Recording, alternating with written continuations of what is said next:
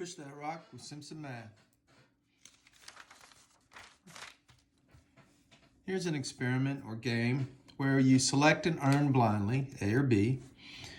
So you don't see either earn, and you select randomly this one or that one, and then you select a ball blindly. And the question is, what's the probability the ball is black?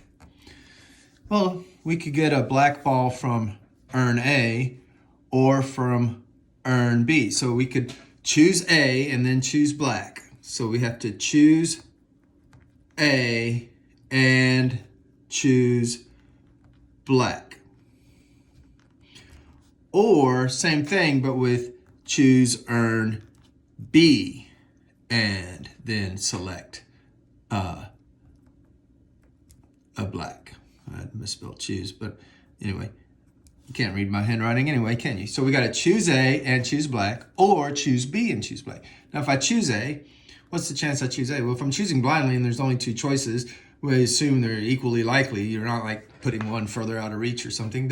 So it's a 1/2 chance that I choose A, and then there's a 1/2 chance of half of the marbles in A are black. Remember, we're choosing. You're not getting to look at it. You're choosing blindly. Okay.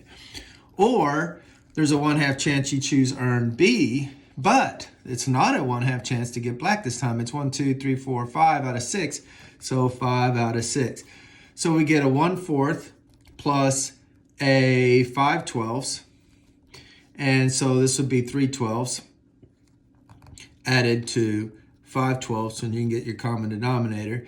And so the probability that I choose black is 3 plus 5, 8/12, which of course reduces because 4 goes into 8 twice and goes into 12 3 times. So it's a 2/3 chance that you get black. Okay, so let's ask a similar question. What's the probability I get white? Well, you can either get black or white. That's it. You're either going to get black or white. So the probability of getting white is the same thing as 1 minus the probability of getting black, because getting black is, not white. That's, it's 1 minus the probability of not white. This bar across the top means not white. So anyway, it's 1 minus the 2/3. So it's a 1/3 chance that we get white. Okay, let's make it a little bit more complicated. Let's select and earn blindly, A or B, then draw twice. Let's do it without replacement. Okay, so what's the probability they're all black marbles? We're choosing twice, see? We're choosing twice, 2 balls, but we're choosing the earn first. And let's say we choose B, then we're going to choose 2 balls from that earn without replacement. So we're going to pull one out, keep it in our hand, then pull another one out, keep it in our hand, then look and see, are they all black? Well, they could be all black from A then, or they could be all black from B. So we could get A from earn A,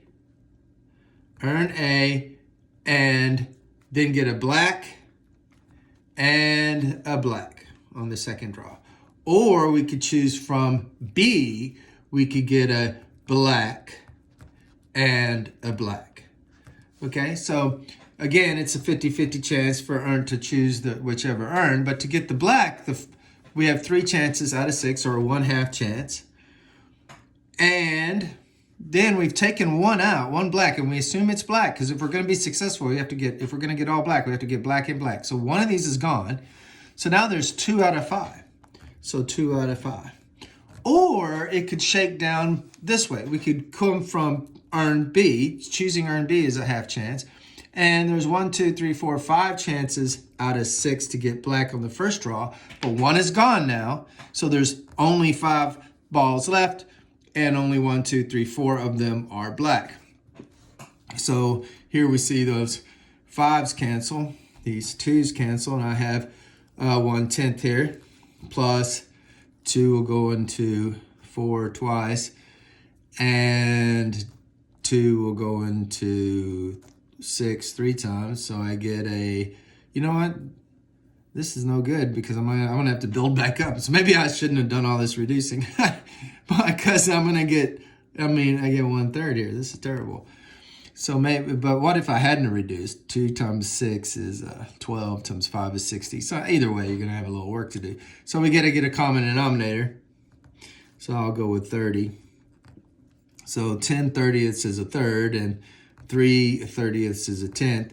And so the probability that they're all black is 13/30. Okay, what's the probability they're all white? Now, you might think we could do the little trick of going 1 minus the probability they're all black, but wait a minute, couldn't you get black and white? Yeah. So, can't do that trick that we did earlier. We can't use the complement principle here. So the probability of all white's not so easy as 1 minus 13/30 because they could be all black, they could be all white, or they could be black and white, okay? So over here, we were only drawing one ball. So if you're only drawing one ball, it's either black or it's white. There's no in between. But here, there is in between.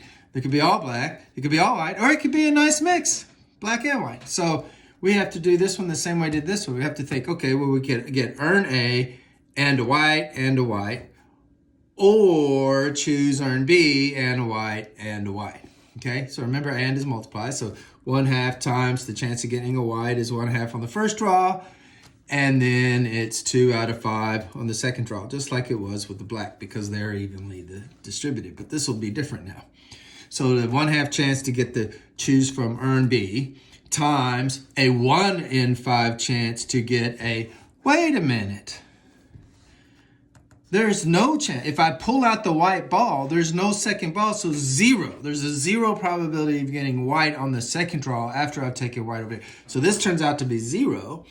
And I have these 2's cancel, and I have 1 times 1 times 1 on top, and 2 times 5 is 10. So only a 1/10 chance of getting all white. So what's the probability that it's black and white? You know?